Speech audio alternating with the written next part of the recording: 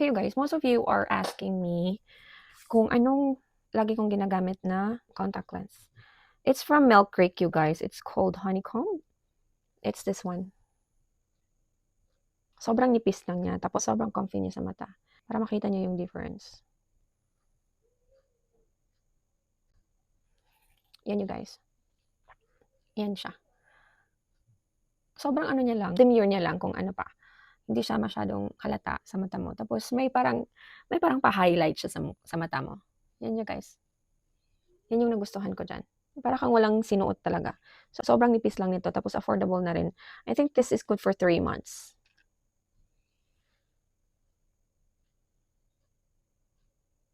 Tapos pag bumili kayo, may applicator na siya. Tsaka ito yung lagi kong suot sa mga videos ko na tinatanong nyo kung anong suot ko lagi. Lalagay ko yung link sa baba para makita nyo.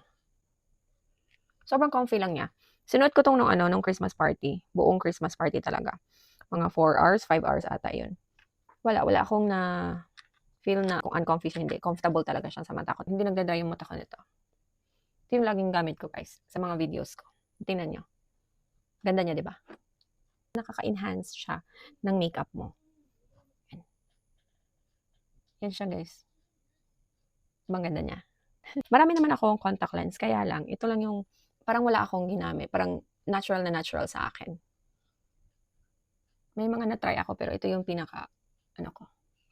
I was planning to buy yung spot lens, pero parang sold out pa ata yung yung gusto ko dun. Kaya ito lang muna. Kasi, yan, sobrang natural niya tingnan sa mata ko. Gusto ko dito may mga pa-highlight siyang ganyan. Yan siya.